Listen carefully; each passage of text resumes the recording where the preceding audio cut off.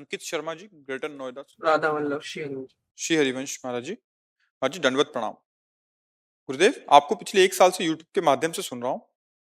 महाराज जी, मैं मुझे बहुत ज्यादा जल्दी क्रोध आ जाता है और अपना विवेक खो देता हूँ और गाली देने लग जाता हूँ, जिसके कारण नरक के द्वार पर खड़ा हूँ। महाराज जी मुझे बचा लो, मैं कैसे क्या करूं अभी? नाम जप में बच्चा बहुत सामर्थ्य है। अगर हम नाम जप करें और थोड़ा विवेकवान बने। हम क्रोध क्यों करते हैं? क्या हम में कमी नहीं है? तो हम अपनी कमियों को कभी क्या गुस्सा करके देखा? आप विचार करके देखना। अगर हम अपनी कमियों को गुस्सा करके देखे होते तो कमी रह ही नहीं जाती। क्या मन पे कभी गुस्सा हुए?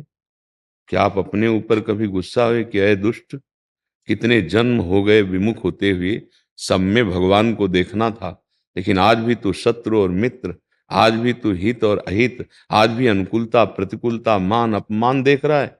कभी आप अपने पे तो गुस्सा हुए नहीं।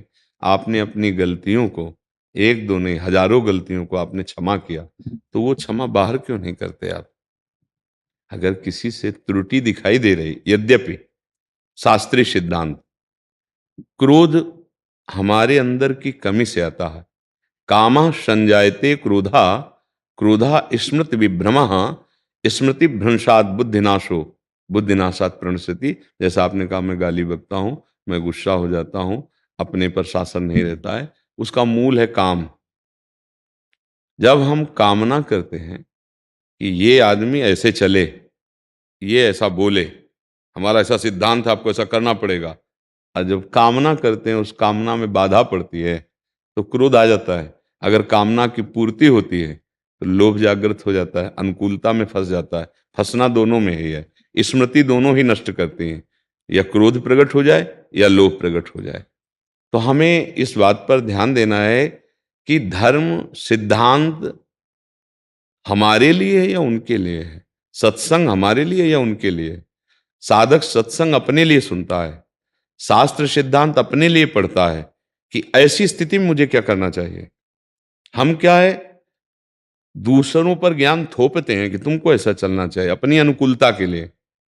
वो अज्ञानी ही है। हमें जो ज्ञान प्राप्त हुआ है, जो सत्संग प्राप्त हुआ है, वो अपने अंदर विकार ना पावे। आ गया तो उसका समन कैसे करें, इसके लिए है। ये हमें गाली न दें, ये कोई प्रतिकूल ना हो, पूरी सृष्टि में कोई हमसे ऐसा बर्ताव न करे, असंभव। तुम क्या चीज हो? बड़े बड़े महात्माओं को सामने से गालियां दी जाती हैं, अपमान होता है, बड़े बड़े देशभक्तों के विरोधी लोग हुए हैं, क्या क्या वर्णन किया जाए। लेकिन अपनी क्षमता बढ़ानी है। अद्वेष्टा सर्वभूतानां, मैत्रः करुण एवच, निर्ममो निरहंकारा, सम दुखा सुखा क्षमी, क्षमावान। मुझे वो प्रिय है, भगवान कह रहे हैं। किसी भी जीव के अंदर हमको दोष दर्शन नहीं करना। सच्ची पूछो, यदि हम हरा चश्मा लगाएं तो हरा हमको दिखाई दे रहा है, हमारे अंदर गड़बड़ी है, दूसरों के अंदर नहीं। हमें ये मानना है, तभी हम मुक्त होंगे।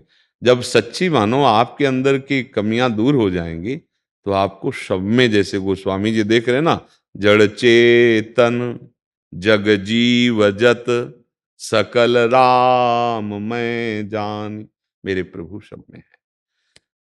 अब जब निज प्रभु में देखें जगत तो कैसन करें विरोध। अब जो सब में हमारा प्रीतम रमा है तो हम झगड़ा किससे करेंगे, क्रोध किससे करेंगे? मतलब अगर हम पूरा फाइनल में इस सवाल को हल करें तो हासिल लगाना भूल गए, जो हासिल था वो जोड़ना भूल गए। सब में प्रभु हैं ये हम भूल गए। अब हम अपना, तुम पुत्र हो तुम्हारा ये कर्तव्य, तुम पत्नी हो तुम्हारा ये कर्तव्य, लेकिन तुम क्या हो? तुम क्या हो? तुम्हारा कर्तव्य क्या है? अगर उस समय उसके ऐसे आचरण हो रहे जिससे तुम्हें गुस्सा आता है, अब तुम्हारा कर्तव्य क्या है? अपने कर्तव्य को भूल जाने वाला साधक नहीं होता, दूसरे कर्तव्य को देखने वाला साधक नहीं होता। साधक अपने कर्तव्य को देखता है हर परिस्थिति में कि इस समय मेरा कर्तव्य क्या है। अगर नहीं समझ में आता तो गुरुजनों से पूछे जाके कि ऐसी परिस्थिति में मेरा। तो सबसे पहला क्रोध से बचने का उपाय है, दोनों दांत मिला लो और मौन हो जाओ, नहीं बोलना, और नाम जप करने लगो। हट जाओ उस समय, नहीं तो वो वेग है क्रोध का। जैसे काम का वेग होता है, ऐसे क्रोध का वेग होता है। अब क्रोध का वेग है दुरुक्ति, गाली जो आप कहते हैं कि देते हैं, कठोर वचन, और फिर जब इसका और बल बढ़ेगा तो हिंसा, अधर्माचरण, प्रहार, ये सब शुरू हो जाता है। क्रोध का बहुत बड़ा स्वरूप है, मतलब पूरा नाश कर सकता है, पूरा नाश कर सकता है। क्रोध का ऐसा है, भाई भाई को मार सकता है, पुत्र पिता को मार सकता है, पिता पुत्र को मार सकता है, पति पत्नी को मार सकती है, पत्नी पति को, मतलब क्रोधावेश आ जाए तो कुछ भी हो सकता है। इसी का समन करना है।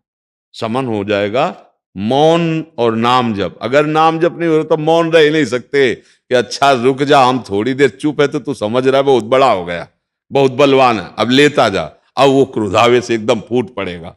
नाम जप, राधा राधा राधा राधा, उस समय विचार नहीं काम करेगा। नाम जप करो, मौन रहो और हट जाओ।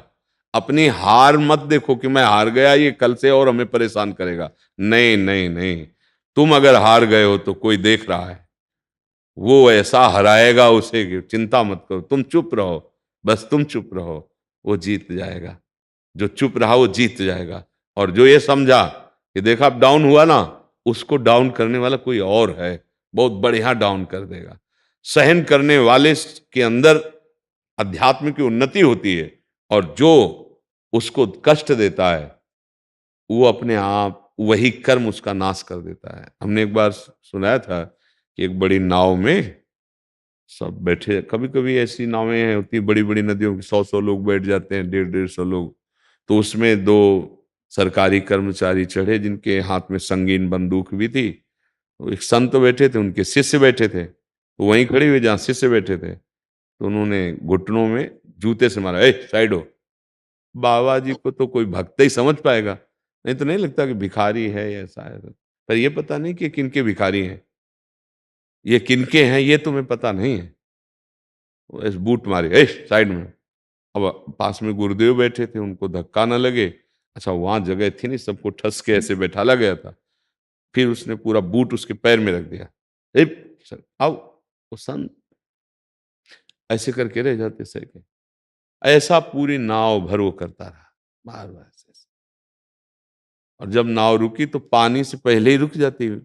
कुछ पानी किनारे का ऐसा होता है जहां नाव नहीं जाती है, तो फिर वो अपनी बंदूक को ऐसे करके छलांग जो लगाए, बूटे ही फिसला, और जो संगीन थी ना वो गर्दन में घुसी।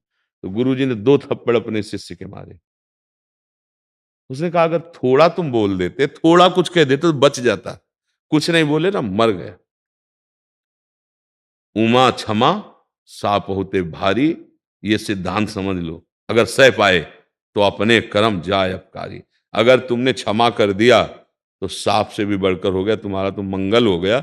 अब ये क्षमा वहां जाएगी और उसका हिसाब कर देगी ये हमसे। पर अपने को ये भी नहीं चाहना कि उसको कष्ट में भगवान उसकी बुद्धि शुद्ध करे। पर ये जैसे आप आगे पूछ सकते थे कि यदि मैं बार बार चुप रहूंगा तो अगला जो है वो बढ़ जाएगा और वो हमको सताएगा। नहीं नहीं, आपने जो क्षमा किया है वो बहुत बड़ा अस्त्र है, ये भगवान शंकर के वचन है। उमा क्षमा सापहु ते भारी, वो अपने कर्म जाय अपकारी, वो अपने आप नष्ट हो जाएगा, तुम्हें नष्ट करने की जरूरत नहीं है। पूज्यपाद उड़िया बाबा जी के पास सत्संग में एक गृहस्थ आते थे, तो उनको एक पड़ोसी बहुत सताता था, हद हो गई। सत्संगी होकर जब इस निर्णय पर पहुंच गए कि अब मैं मारूंगा इसे, जान से मारूंगा, उड़िया बाबा से कहा बाबा बहुत हो गया, मतलब बहुत हो गया, अब इसको हम मारूंगा और चाहे जेल चला जाऊं। उड़िया बाबा ने देखा कि क्रोधावेश बहुत बड़ा है, तो ऐसे कि उनका बेटा मैं देख रहा हूं 6 महीने में मर जाएगा वो, काहे को तुम हत्या करोगे और जेल जाओगे, 6 महीने चुप हो जाओ, 6 महीने बाद वो मर जाएगा। क्रोध शांत कर लिया, बाबा कह रहे हैं 6 महीने, बिल्कुल क्रोध शांत कर लिया। अब वो कुछ भी बोलता, वो कुछ नहीं बोलते, बस उनको ये आदत, मरेगा साले 6 महीने बाद मरेगा ये, ऐसे उनको 6 महीने हो गए वो मरा नहीं। बाबा से कहा कि बाबा वो तो मरा नहीं, आप कह रहे थे 6 महीने। बोले हम उसके लिए थोड़ा कह रहे थे, तुम्हारे अंदर जो है ना, हम उसको मारना चाहते थे। 6 महीने से गुस्सा आई, बोले ना बाबा। बोले भाई उसको मारना चाहते थे, तुम्हारे अंदर जो क्रोध है, तुम इस बात पे आ गए ना कि 6 महीने में वो मर जाएगा, हम 6 महीने में इसे मारना, 6 महीने गुस्सा नहीं आए, बोले बिल्कुल बाबा ले आए, क्योंकि हम सोच रहे 6 महीने में मर जाएगा। अगर बाबा आप किया तो बोले बस ऐसे अभ्यास करो, वो अपने कर्म से अपने आप नष्ट हो जाएगा। तुम अगर क्रोध करोगे, जेल जाओगे मारकर, तुम्हारा जीवन नष्ट हो जाएगा। तो संतों की बात है कि अपने को सहन कर, और ये पक्का समझ लो, यदि आप सहन कर रहे हैं तो आपकी सहन शक्ति बहुत बड़ी पावरफुल है, वो ईश्वर तक पहुंच रही है और ईश्वर उसे दंड देगा। थोड़ा धैर्य। ऐसा ऐसा नहीं होता, अगर यहां भी कत्ल किया है कोई तो 10 वर्ष मुकदमा नहीं चलता, फिर कहीं उसे सजा होती। कभी कभी तो सजा होने में इतना विलंब हो जाता है कि सजा जो दी जाती है उससे ज्यादा वो जेल भोग चुका होता है। नहीं हो सकता, अब तुरंत थोड़ी सजा मिलती है। तो अब ये भी भागवतिक सिद्धांत है, लेकिन अगर ऐसा सिद्धांत दूसरों के लिए है तो अपने लिए भी होता ना, तो हमारी क्या दशा होती। थोड़ा सोचो, जैसे हम दूसरों के लिए मांगते हैं कि भगवान तुरंत क्यों नहीं करते, नहीं मांगते, भगवान अवसर देते हैं सुधार का कि शायद शायद सुधर जाए, नहीं फाइनल में तो मिलना ही दंड। तो जब हम उसके लिए सोच रहे हैं कि इसका ऐसा हो जाना चाहिए, तो अगर वही सिद्धांत होता तो हमारी गति क्या होती, जरा सोच के देखो। हमारा रजिस्टर कोरा नहीं है। अगर वो सिद्धांत उसके लिए है तो वो लौट के हमारे लिए, कानून तो हमारे लिए भी, मेरी दशा क्या होती। इसलिए क्षमा कर दो, लंबा समय भगवान सबको इसीलिए दे रहे हैं, सुधार कर लो। सर्वधर्मान परित्यज्य मामेकम शरणम ब्रज अहम त्वाम सर्व पापेभ्यो मोक्षयिष्यामि मा शुचा। धैर्य पूर्वक रहो, क्षमावान बनो, नाम जप करो, उस समय मौन का आश्रय ले लो, उसमें भगवत भाव करो। नहीं कुछ आए तो हट जाओ, उस समय झगड़ा मत करो। हार जाओगे तो तुम जीत जाओगे, जीतने की कोशिश करोगे हार जाओगे। ये माया है, ठीक है ना। मनजीत सिंह जी पंजाब से। गुरुदेव आपके चरणों में कोटि कोटि प्रणाम। गुरुदेव, मानसिक सेवा और प्रकट सेवा से सर्वश्रेष्ठ कौन सी सेवा है? बिना सीढ़ी पे चढ़े छत पे नहीं पहुंचा जा सकता। यद्यपि अगर हम सीढ़ी और छत का दोनों की बात करें तो यही कहा जाएगा छत ऊंचाई पे है, पर ऊंचाई पे चढ़ने के लिए सीढ़ी है। ऐसे ही मानसिक सेवा में पहुंचने के लिए प्रगट सेवा है। अगर हम प्रगट सेवा नहीं करेंगे तो हमारे अंदर मानसिक सेवा करने की योग्यता ही नहीं आएगी। प्रगट सेवा करते करते मानसिक सेवा होने लगती है। जैसे हम प्रगट में अपने ठाकुर जी को स्नान कराया, उनको अंग प्रक्षालन करके वस्त्र धारण कराए, चंदन लगाया, भोग लगाया। अब ये सब चीजें सीमित हैं। हमें लगता है अगर हीरे का हार पहनाते, बढ़िया रतन जटित मुकुट पहनाते, अब हमारी भावना बनने लगी। पैसा तो है नहीं, ला तो सकते नहीं, पर हम हीरे के हार की रचना कर सकते हैं। अब शुरू हो गई मानसिक सेवा। अब वो सुंदर हार है, जहाँ फूलों को पहना है वहीं भाव से ऐसे हीरे का हार पहना रहा, स्वर्ण का मुकुट धार। अब भोग लगाया तो 2 रोटी 4 रोटी फूल का वही, और दाल चावल, बस। मन में है कि बहुत भोग लगावें, बहुत सुंदर सुंदर। अब हमारा मन संतुष्ट नहीं हो रहा, रख दिया 4 पदार्थ, और भावना में गुजिया, गुलाब जामुन, रसगुल्ला, राजभोग, खीर, हलवा, और विशाल थाली और स्वर्ण की है, विविध कटोरियों में भोग रखे, और स्वयं अपने हाथ से अपने ठाकुर जी को पवार, वो शांत बैठा है। होने लगी सेवा मानसिक। अब प्रगट सेवा की ही नहीं तो मन पवित्र ही नहीं होगा, तन नहीं पवित्र होगा। तो जब हमारा तन पवित्र नहीं है, मन पवित्र नहीं है, तो हमारे आंख मूंदने पर अंधकार दिखाई देगा। मानसिक सेवा तो तब हो जब मानसिक आराध्य देव आवे ना, मान लो ऐसे भाव में, अब सामने दिखाई दे रहे प्रिया प्रीतम, तो अब सेवा शुरू करो। तो इसके लिए, यहाँ तक पहुंचने के लिए नाम जप, प्रभु की लीला गायन और प्रभु की प्रगट सेवा। प्रगट सेवा किए बिना मानसिक सेवा में पहुंचना बहुत कठिन होता है। हाँ, कोई सिद्ध महापुरुष सीधे मानसिक सेवा में पहुंचा दे, वो बात अलग है।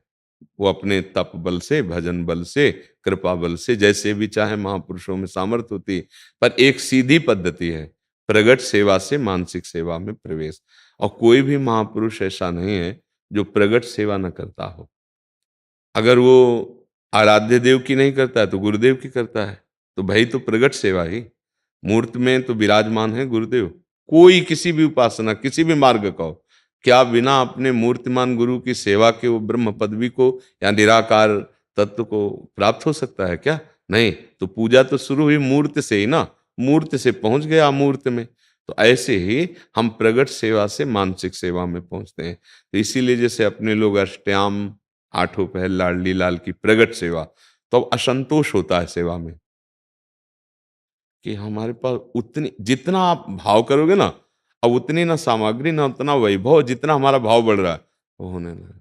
अब फूल हैं चार और हमें प्रियालाल को फूल की पहाड़ में विराजमान करना है। अब सुंदर सुंदर रायबेल, जूही, हम मानसिक में गुलाब, इतना पहाड़ जो है, हमारे प्रियालाल उसी पे बैठे खेल रहे हैं, हम देख रहे हैं, हो रही मानसिक सेवा। प्रियालाल के पहले भाव में आए ना, भावोत्सवेन भजताम रस काम धेनु, तो अब उसके लिए हमें प्रगट सेवा और हमारा शरीर पवित्र आचरणों से युक्त हो जाए, पवित्र आचरणों से। महाप्रभु हरिवंश चंद्र जी कह रहे हैं, जिन्होंने अष्टयाम सेवा का विस्तार किया, तय बालक नहीं भर्यो सयानब, काहे कृष्ण भजत नहीं नीके। तुम ठीक से भजन क्यों नहीं कर रहे हो? तुम बहुत चतुर हो, बालक नहीं हो, बहुत चतुर। देखो आज बहुत चतुर है, पर वो असत मार्ग से सुख ग्रहण करने में बुद्धि लगा के चतुर बना दी। सत मार्ग में क्यों नहीं चलते? ठीक से भजन क्यों नहीं करते? बोले ठीक से भजन क्या है? बोले कुत्सित वाद विकार परधन सुन सिख मंद परती बंच। गंदी बातें बोलना बंद करो, दूसरे की निंदा करना बंद करो, कुत्सित वाद और विकारें, काम क्रोध लोभ मोह मद मत्सर, इन पर दृष्टि रहे, ये तुम्हारे भजन रूपी धन को छीन न पाए। पर धन, दूसरे का धन लूटने की इच्छा मत रखो, छीनने की इच्छा मत रखो, छल कपट से दूसरे का धन लेने की इच्छा मत करो। परतीय बंच, दूसरे की माता बहनों की तरह काम भोग दृष्टि से मत देखो, नहीं सर्वनाश हो जाएगा। अगर ये छोड़ो और फिर भजन करो, फिर सेवा करो, तो मन पवित्र होने लगेगा। अब ये छूटे कैसे? तो सत्संग में इतनी सामर्थ्य है, संतों का संग करो, उनके वचन देखो। कितने ऐसे हमारे भाई लोग आते हैं जो कहते हैं आए तो अब हैं, छोड़ पहले ही सब चुके हैं। गंदी बातें, गंदे भोजन, गंदे आहार आदि खान पान की जो बातें, ये सत्संग के द्वारा कुसंग का त्याग करके और फिर भगवान की भक्ति का रंग चढ़ता है। यद्यपि मानसिक सेवा श्रेष्ठ है, पर वैसे ही जैसे छत है, वहां पहुंचने के लिए छत ऊंचाई पर है, पर प्रधान कार्य सीढ़ी का ही हुआ। अगर हम सीढ़ियों से पे पैर न रखते तो छत पे नहीं पहुंच पाते। तो ऐसे ही, और या तो लिफ्ट है, तो वही बात हमने कही, कोई संत कृपा कर दे, कोई महापुरुष कृपा कर दे, तो सीधे मानसिक में प्रवेश हो सकता है। पर सिद्धांत ये है कि पहले प्रगट सेवा करे और फिर मानसिक सेवा। एक विनोद की बात है, बहुत कंजूस थे पर बहुत बड़े सेठ थे। तो संत भगवान के पास गए, बोले सहज में भगवत प्राप्ति हो जाए, 1 रुपया न खर्चा हो। बोले नाम जप करो, रुपया पैसा नहीं खर्चा होगा। कृष्ण कृष्ण हरि हरि राम राम राधा राधा जपो और मानसिक सेवा करो। भगवान को मानसिक में देकर कभी खीर पूड़ी अच्छे अच्छे पदार्थ पवाओ। अब जैसा बना धीरे धीरे धीरे से काफी समय हो गया कर। एक दिन क्या हुआ, कंजूस तो थे ही, तो भाव में उसमें दूध में चीनी डाल रहे थे, वो ज्यादा गिर गई। उनको बहुत बुरा लगा, चीनी ज्यादा गिर, इसलिए नहीं कि स्वाद, इसलिए कि चीनी ज्यादा, वो कंजूस स्वभाव था। ठाकुर जी ने एक थप्पड़ मारा प्रगट में और कहा मानसिक में तेरा पैसा तो नहीं लग रहा मानसिक में तेरा पैसा तो नहीं लग रहा, तो काहे को इतना। तो वो जाके बताए, बोले तेरी मानसिक सेवा सिद्ध हो गई, ठाकुर जी तेरी सेवा स्वीकार करने लगे। तो मानसिक सेवा यद्यपि सर्वश्रेष्ठ सेवा है, पर वो प्रगट सेवा से या किसी महापुरुष के आदेश और कृपा से सब कुछ संभव हो सकता है। भगवान के जो प्रेमी जन भजन के धनी है, वो कुछ भी कर सकते हैं, किसी के भी मन को पलट सकते हैं, उनमें सामर्थ्य है। वो उनमें प्रार्थना भी है, अगर वो हरि से प्रार्थना कर दें तो सब बात बन जाए। जैसे प्रहलाद जी प्रार्थना कर रहे हैं कि इन जगत के जीवों का परम मंगल करो, आपका नाम लेकर, आपका चरणामृत पीकर, आपका लीला गायन करके हम आपकी माया पर विजय प्राप्त कर लेंगे। हमें आपसे आशीर्वाद की जरूरत नहीं, हमें आपके आशीर्वाद की जरूरत है इन लोगों के। प्रभु इन पर कृपा कर दो जो आपको भूले हुए विषय भोगों में लगे हुए हैं। नाथ मैं इनके दर्द को नहीं सह पा रहा। ये भक्त हृदय प्रहलाद जी, तो जो नाम जप कर रहा है, चरणामृत पी रहा है, खूब लीला गायन कर रहा है, ठाकुर सेवा कर रहा है, तो मन तो अपने आप प्रभु में लग जाएगा। देखो, आप मानसिक भोग के लिए कोई ध्यान थोड़ी धरते हो संसारिक, पर आपका मन उधर रत है ना, तो देखो पूरी कल्पना कर लेता है, पूरी पिक्चर तैयार कर लेता है अंदर। कोई भी क्रिया करने जाओ, कोई भी भोग भोगने जाओ, कुछ भी करना हो तो पहले वो मनोराज्य पहले चिंतन के द्वारा पूरा तय हो जाता है, फिर बाहर क्रिया होती है। होती कि नहीं होती? जैसे हमको भोजन तो आज ये बने, ऐसे-ऐसे बने, ये चटनी हो, ये हो, और हम पूरा उसमें डूब गए। बाद में क्रिया हुई, बाद में पाया। तो अगर हमारी चित्तवृत्ति प्रभु में लग जाए, तो मानसिक सेवा शुरू हो जाए। कामिही नारी पियारी जिमि, लोभी जिमि प्रिय दाम, तिमि रघुनाथ निरंतर प्रिय लागो मोहि राम। पहले प्रभु प्यारे लगने लगे, तब हमारी मानसिक वृत्ति उनकी सेवा में लग जाए। तो इसीलिए नाम जप करो, प्रगट सेवा करो, लीला गायन करो और थोड़ी-थोड़ी भावना करने लगो। आज प्रभु को ये हम पहनाएँगे, ये पवाएँगे, आज प्रभु को ऐसे हम ऐसे, तो अपना जो भाव बन रहा है, यही धीरे-धीरे मानसिक सेवा में बदल जाता है।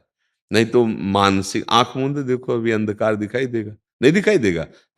ईमानदारी वाली बात। अरे भैया, भगवत प्राप्ति जो होती है ना, उसकी कसौटियाँ हैं कुछ। अगर उन बातों में आप आ गए हो तो आप भगवत प्राप्त हो ही जाओगे, क्योंकि भगवान के अंश हो। कोई दुर्लभ थोड़ी भगवत प्राप्ति। पर बकवास, तर्क और विषय सेवन और सम्मान चाह, ये भगवत प्राप्ति के लक्षण थोड़ी है, ये तो मूर्खता के लक्षण है। हाँ, विमूढ़ आत्मा, ये करता हमिति मन, मैं ऐसे। और जो परम पद में होता है, वो ज्ञानी पुरुष होता है, प्रेमी पुरुष होता है, समस्त द्वंद्वों से मुक्त, निर्माण मोहा जित संग दोषा, अध्यात्म नित्या विनिवृत्त कामा, धंधेर विमुक्ता सुख दुख संगे, वो चिदानंद सुख का अनुभव करने वाला महात्मा, वो महात्मा का तात्पर्य हम किसी वेश से नहीं कह रहे, कोई भी हो, वो स्थिति, वो कसौटी है। मान अपमान आपके हृदय में विचलित ना कर पावे। अगर संत समागम मिला है, तो दैन्य होकर जहां हो उससे आगे बढ़ने की बात पूछो, उससे तुम्हारा मंगल हो जाएगा। तुम कुछ हो ये जनाने की बात, तो अपने लोगों को तो कोई जानकारी की जरूरत है नहीं, कि जैसे घर में पहुंच गए तो हमें किलोमीटर गिनने की जरूरत नहीं है। हम आ गए, अपने घर आ गए हैं। आए मिले परिवार आपने, हरि हंस कंठ लगायो, भाग बड़ो वृंदावन पायो। अब जैसे आप लोग आए हैं कृपा करके, तो आप जहां चल रहे हैं उसमें जो बाधा हो, और आप जहां चलना चाहते हैं वो मार्ग क्या है, ये जानने के अपनी तो जो धरोहर उसे छुपा लो और माल ले लो, तब तो बुद्धिमान माना जाएगा। दो चार बातें आई वही फटाफट फटाफट, तो संत जन एक शब्द निकलते ही पहचान हो जाती है कि ये शब्द डूबा हुआ निकल रहा है या केवल बुद्धि से निकल रहा है। जब बुद्धि से निकल रहा है तो ऐसे हाथ जुड़ जाएंगे, क्योंकि वो समझेगा नहीं, वो तर्क पे तर्क करेगा, वाद विवाद तहाँ नहीं। भगवत मार्ग में वाद विवाद नहीं। तो मानसिक सेवा में प्रवेश होता है प्रगट सेवा से, नाम जप से, और अपने आचरणों को पवित्र करे। नहीं तो मानसिक सेवा विषयों की होगी।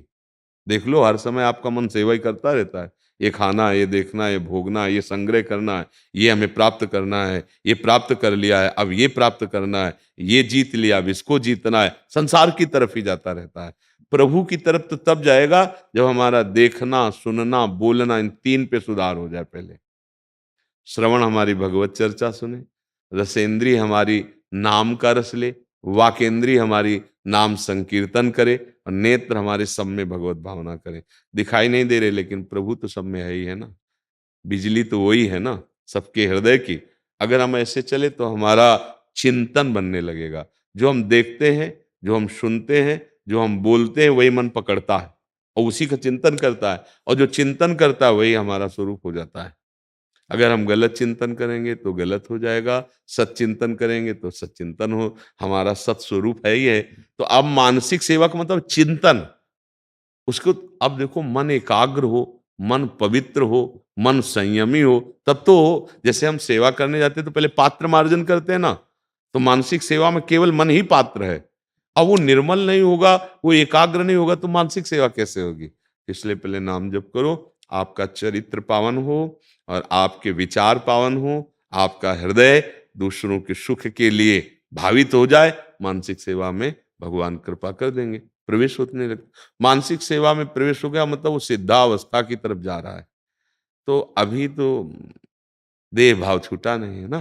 ध्यान करते समय जब हम भगवान का ध्यान करते हैं, जी गुरुदेव का ध्यान करते हैं, हर बार एक नई छवि प्रकाशित होती है। जी। तो ऐसा वो कल्पना है या वो नहीं, हम कल्पना नहीं कहते, हम उसे भावना कहते।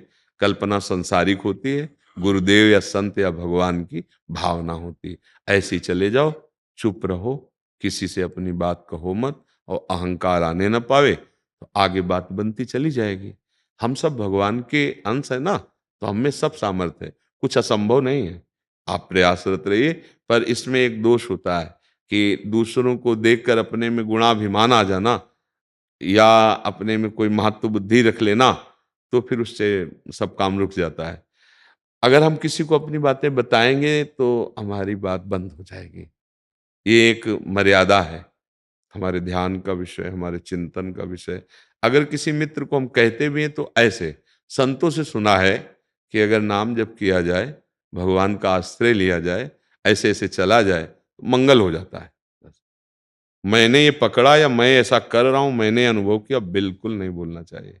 तभी ये अध्यात्म, और अहंकार मानेगा नहीं, वो अंदर अंदर ऐसा उल्काता है कि बोलो। वो हम जो है ना, वो सब खाली करवाना चाहता है, और चार आदमियों को सुना को खाली हो गया, कुछ नहीं बचा।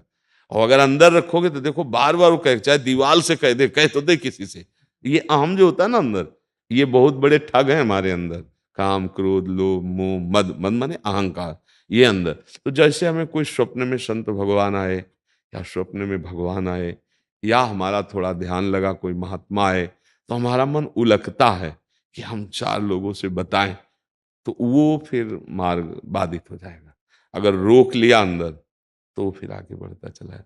जैसे संत सभा में तो अब मान लो प्रश्न उत्तर में अपनी बात तो रखेंगे, यहाँ कोई अहंकार पूर्ण बात थोड़ी कि हम बहुत ध्यान करने वाले हैं, ये बताना चाहते हो, नहीं, हम जानना चाहते हैं, यहाँ ये विषय है। पर आगे कहीं ऐसा नहीं, शांत अपने को छुपा के चले, तो फिर चोर लोग चोरी नहीं कर पाएंगे। अगर हम खुला तो फिर चुरा लिया जाएगा। माया बहुत प्रबल है, तो आप संत जन जो है अपने वास्तविक धन को छुपाते हैं। और वैसे भी हम आपसे कह रहे हैं, फटे पुराने कपड़ा पहन लो और रुपये आप जेब में डाल लो, आप कपड़े में ऐसे भर लो, ऊपर फटा पुराना कपड़ा हो, गंदा सा उछा डाल लो, कहीं चले जाओ तुम्हें कोई नहीं बोलेगा। और बढ़िया बैग हो, बढ़िया केवल कागज भरे हुए बैग में, सबकी नजर रहेगी कि बैग में कुछ है, आदमी की क्वालिटी बताती, और वो छिन जाएगा। तो या तो आचार्य प्रदत्त वेशभूषा हो तो आचार्य संभालते हैं, नहीं तो अपने को ज्यादा भक्त दिखावटी में न लावे, और अंदर से अंदर खूब कमाई कर ले, छुपा के रख के, भगवत प्राप्ति हो जाएगी। गृहस्थी में बहुत सावधानी पूर्वक भजन किया जाता है, क्योंकि बहुत से कार्य बहुत समाज में है। अगर आप सबको ये जानकारी करवाना चाहेंगे कि हम ध्यान करते हैं, हम पूजा करते हैं, तो एक तो आपका उपहास होने लगेगा, और दूसरे आपका पूजा भजन बह जाएगा, वो टिकेगा नहीं। इसलिए गुप्त रखा जाता है। अच्छा, जब परिपक्व अवस्था आ जाती है, एक अवस्था आती है, अब उसमें साधन किया नहीं जाता, वो परिपक्व अवस्था में होता है। अब उसमें कोई एक केवल बाधा पहुंचा सकता है, वैष्णव अपराध। अगर किसी संत और वैष्णव का अपराध कर दिया, तो सिद्धावस्था में होने वाले लीला चिंतन भजन में भी बाधा पहुंच जाएगी, अन्यथा फिर नहीं। तो इसीलिए संत जन अपने अनुभव भी बताते हैं। आप लोग जैसे आए हैं, तो अनुभव ही सुनने तो आए हैं, बातें तो सब शास्त्रों में लिखी हुई हैं, पर वो बात आपने कैसे अनुभव की, और वो अनुभव हम कैसे कर सकते हैं। तो प्रैक्टिकल हम उसको वहां देखते हैं, उनके आचरण में, उनके वचन में, उनके अनुभव में, तो हमारा चित्त सहज में लग जाता है। नहीं लिखा तो सब शास्त्रों में, जो बोलेंगे उस शास्त्र से विलग थोड़ी बोल सकते हैं। तो ये बात है, हम तैयारी करें और अपने को गुप्त रखें और आगे बढ़ें। और जब बड़े धनी बन जाओगे तो खूब लुटाओ, कोई फर्क ही नहीं पड़ना है। जैसे स्रोत से पानी आ रहा है, खूब खींचते जाओ, वो पानी कम नहीं होगा, लेकिन भरा हुआ केवल रखा है, उसकी एक लिमिट है, वो खत्म हो जाएगा। ऐसे ही अभी हमारी एक लिमिट का भजन है, एक लिमिट की साधना है नहीं? आप निरंतर ध्यानस्थ नहीं रहते, आप निरंतर भजन परायण नहीं। जब निरंतरता होने लगती तो स्रोत हो गया, वो आनंद समुद्र भगवान से संबंध हो गया।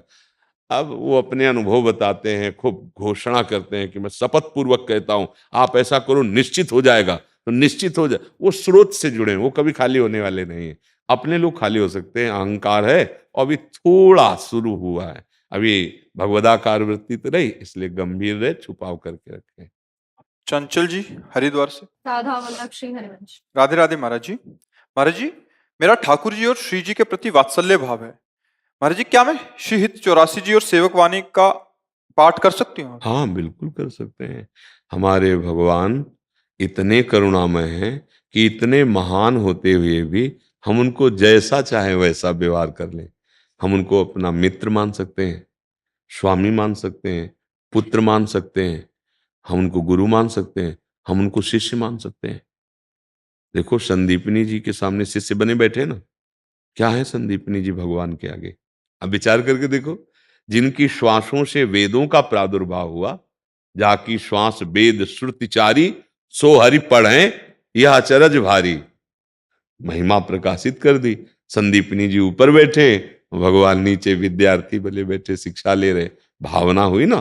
देखो, यशोदा मैया को जो सुख मिला, मेरा लाला है ठाकुर जी, अनंत ब्रह्मांडों के स्वामी हैं, बाप हैं, सबके बाप हैं, ब्रह्मा के भी बाप आप ही हैं।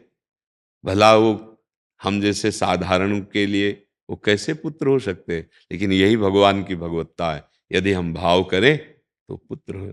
एक कई बार इस चर्चा सुनाई। एक बार यशोदा मैया किसी सेवा कार्य में लालजू की लगी हुई थी, और लालजू महाराज अभी खड़े होना नहीं आया था, धीरे धीरे ऐसे घुटनों के बल, उसे गांव में बकैया बकैया कहते, घुटनों के बल चल के गए। तो डेहरी बहुत बड़ी थी नंद बाबा की, पहले घरों की होती, तो ऐसे चढ़ गए आश्रय लेकर, तो छाती बीच डेहरी पे ऐसे पैर उठ गए और हाथ पहुंचे नहीं नीचे तक। अब रो रहे हैं जो दशा। उतने में देवर्षि नारद जी आए थे दर्शन करने, देखा दशा, तब बोले प्रभु, एक टांग अगर बढ़ाई थी तो ब्रह्मलोक पहुंच गई थी, नंद बाबा की डेहरी नहीं लांग पा रहे हो। उनका चुप, ये मैं अपनी मैया को सुख देने के लिए कर रहा हूं। और रोने लगे।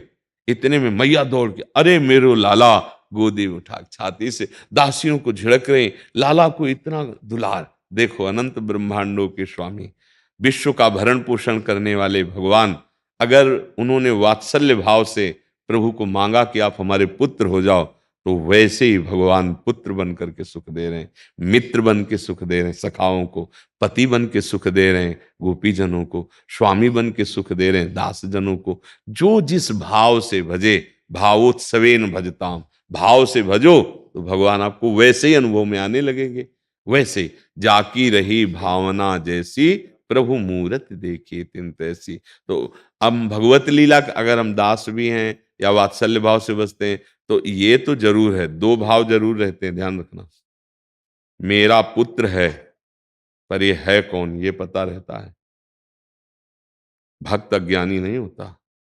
वसुदेव देवकी जी के सामने इसीलिए पहले भगवान नारायण रूप से प्रकट हुए कंस कारागार में, कि देखो मैं हूं कौन। अब देखो, मैं आपकी जो तपस्या की उसके अनुसार मैं बालक बन जाता हूं। भगवान बालक बन। ऐसे ही महाराज दशरथ जी के भवन में कौशल्या जी के सामने भगवान पहले अपने स्वरूप में प्रकट हुए। जी, ऐसे भगवान का वो दिव्य रूप वैभव।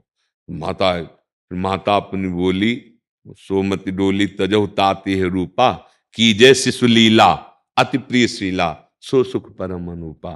तो सुनि बचन सुजाना, रोदन ठाना, होई बालक सुरभूपा। भगवान से कहा कि प्रभु, हम इस रूप, हम तो चाहती थी कि आप हमारी गोद में। उसी समय भगवान ने वैभव रूप और बालक होकर रुदन करने लगे। सूचना पहुंची दशरथ जी के पास कि लाला हुआ है। अब उनको तो पता था कि कौन लाला आएगा। जाकर नाम सुनत शुभ होई, मोरे गृह आवा प्रभु सोई। जिसका नाम सुनने मात्र से परमानंद आए, वो प्रभु मेरे घर बालक बन करके आए, बावरे बन करके प्रेम में जाते। भगवान वही नीलमणि बाल रूप, वैसे छोटे छोटे चरण चला रहे। वैसे ही देखो, अनंत ब्रह्मांडों के स्वामी अपने भक्त की भावना के लिए कैसे, और जरूरत पड़ी तो ऐसे सुकुमार तत्व नरसिंह रूप में खंबे से फाड़ के प्रकट हो गए। अपने भक्त के लिए हुए ना।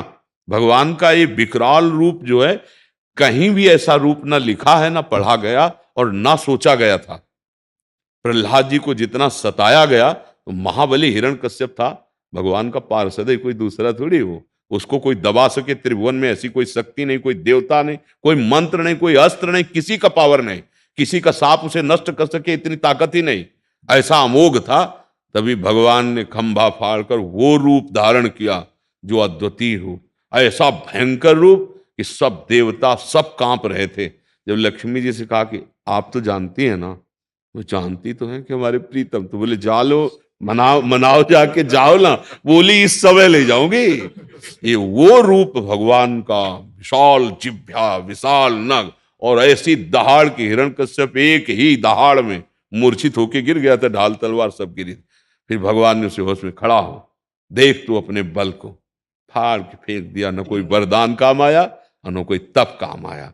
तो देखो हमारे भगवान इतने सुकोमल, लेकिन जरूरत पड़ी तो भक्त के लिए इतने भयानक बन गए। तो भगवान से प्यार करो, कैसे भी करो, उन्हें दोस्त मान लो, वो दोस्त बन जाएंगे।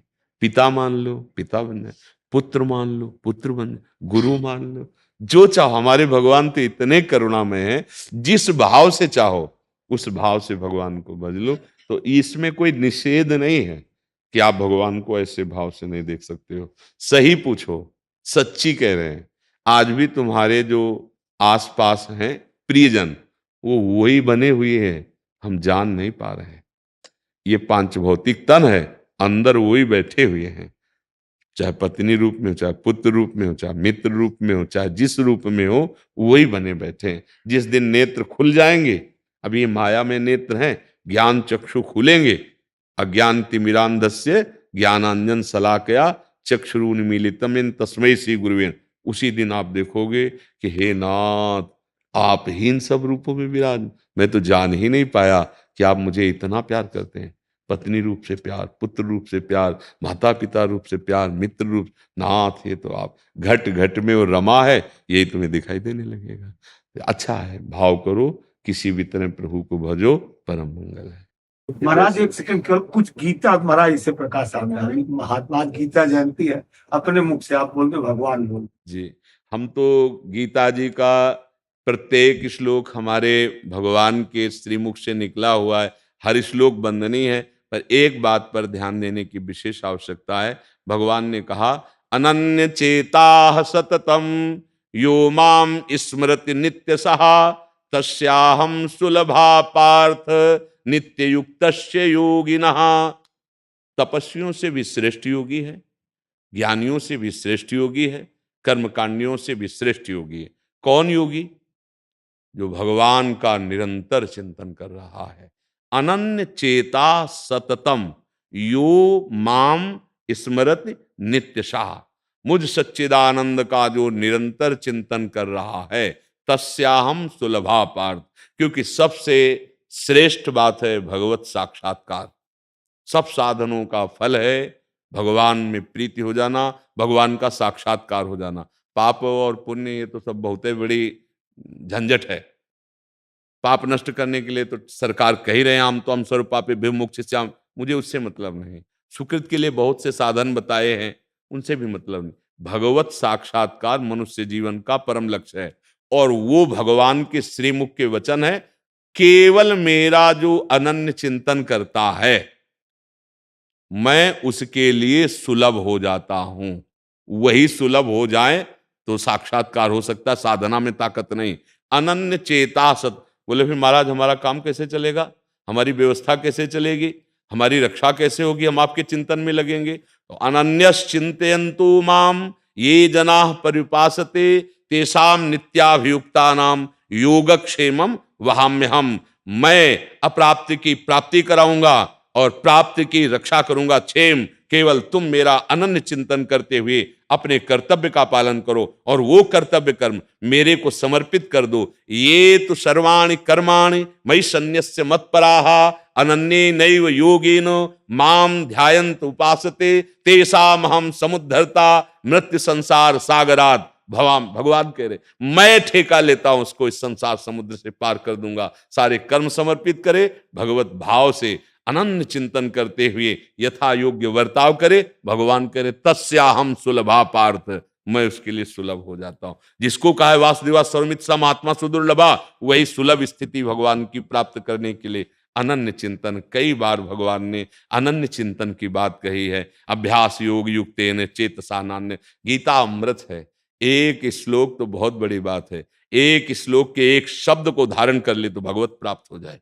एक श्लोक के एक शब्द को, क्योंकि स्वयं जगत गुरु भगवान के श्रीमुख से निकले हुआ वो गीता अमृत है। जरूर जरूर भगवत चिंतन परायण जरूर हो जाओ, नहीं तो ये कलिकाल मलायतन, मन कर देख विचार, ये मन को मलिन करता चला जाएगा। हम भगवान से विमुख होकर भोगों के प्रवाह में बहते हुए ये जो दुर्लभ समय मानव देह का मिला ये छूट जाएगा। इसलिए हाँ, भगवान के वचन मानो, जैसे भी बने बार बार भगवान की लीला चिंतन, गुण चिंतन, नाम चिंतन, रूप चिंतन, धाम चिंतन, भक्ति चिंतन, जैसे भी बने जुड़े रहो, प्रभु से अपना चित्त जोड़े रहो।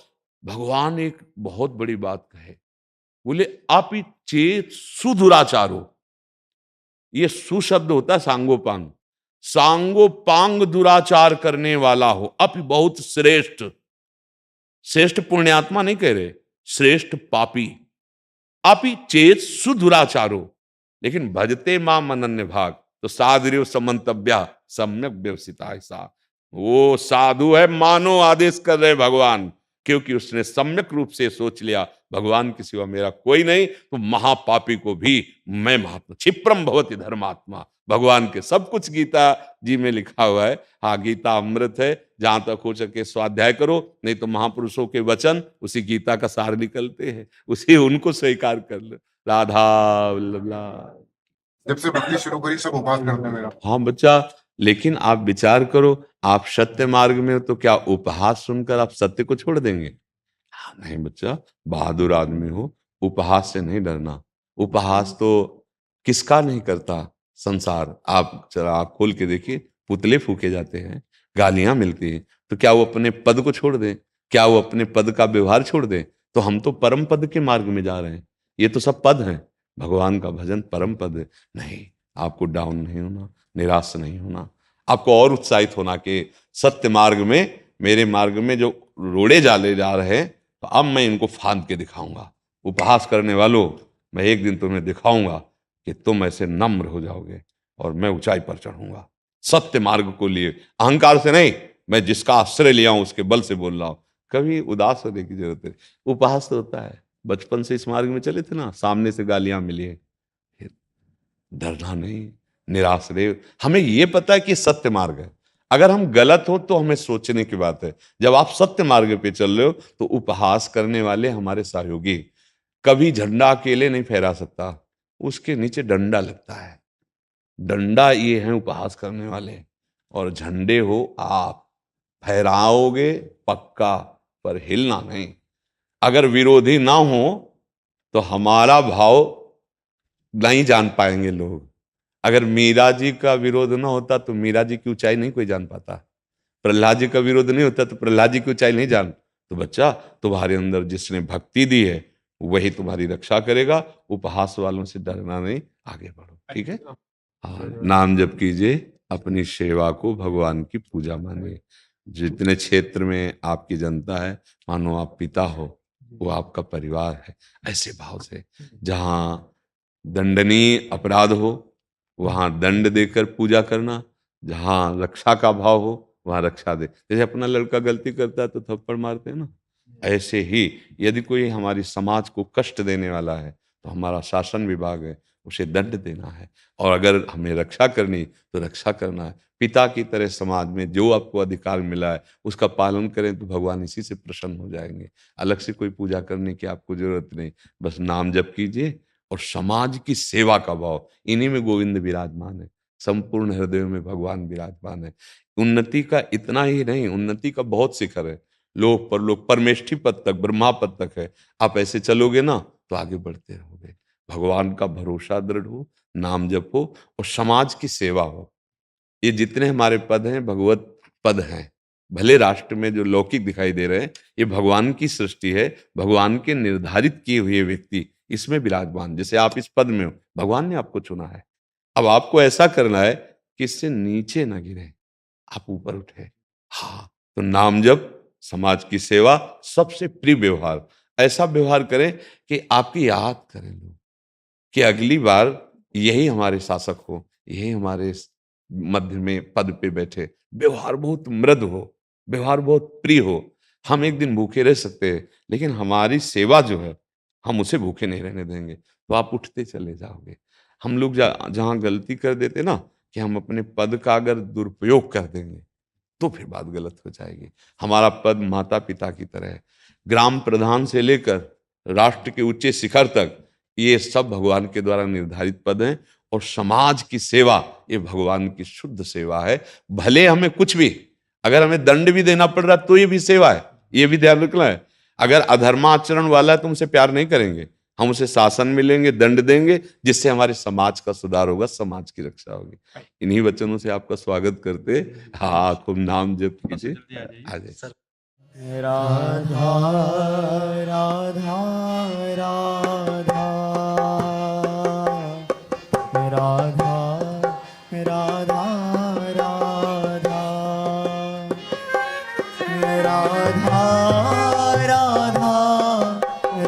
राधा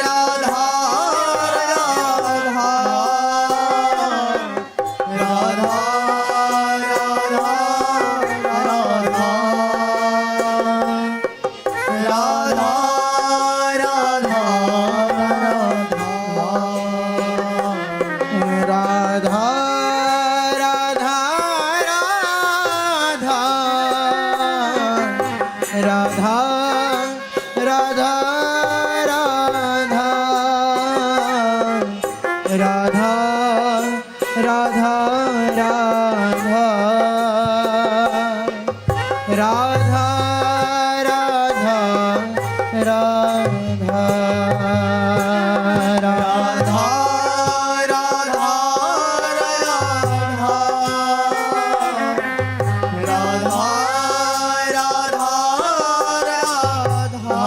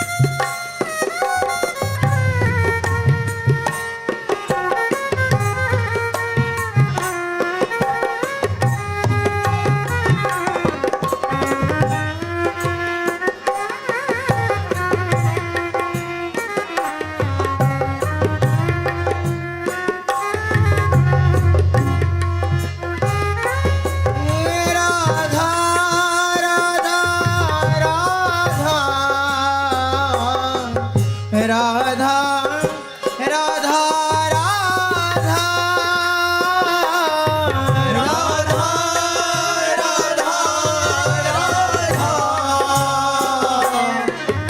राधा राधा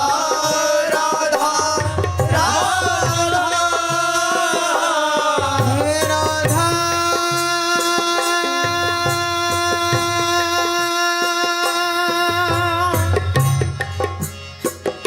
श्री राधा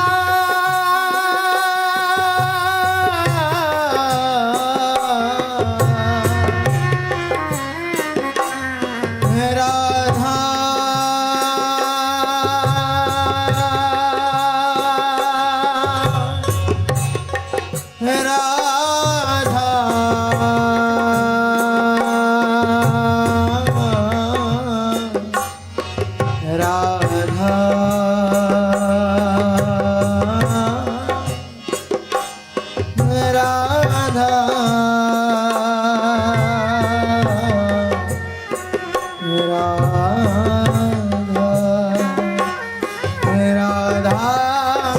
राधा राधा राधा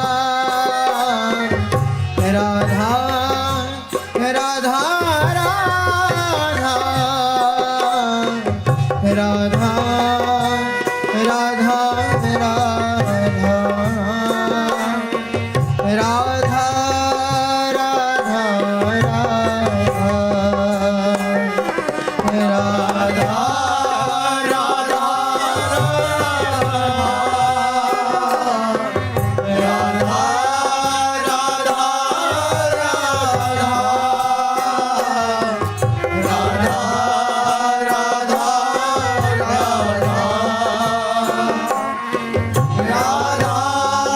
राधा राधा राधा श्री राधा राधा राधा राधा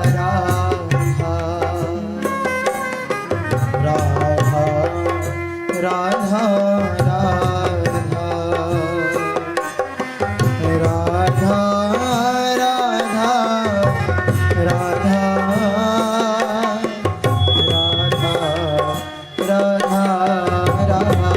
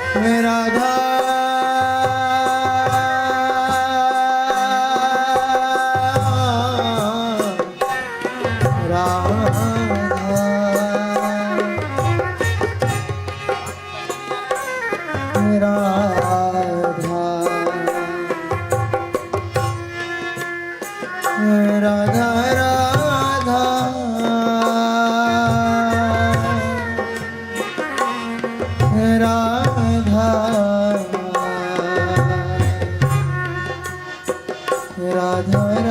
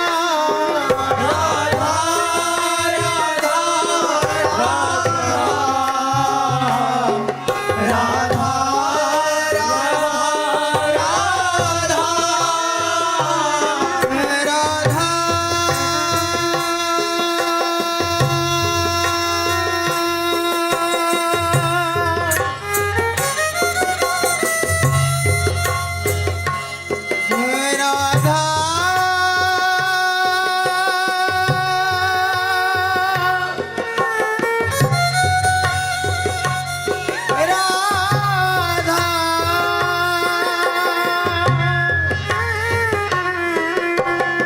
श्री राधा